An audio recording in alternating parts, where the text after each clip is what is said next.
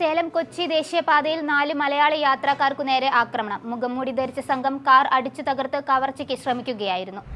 പാലക്കാട് തൃത്താലയിൽ വാഹന പരിശോധനയ്ക്കിടെ പോലീസ് ഉദ്യോഗസ്ഥന്റെ ശരീരത്തിലൂടെ കാർ കയറ്റിയിറക്കിയ സംഭവത്തിൽ 19-കാരൻ പിടിയിൽ.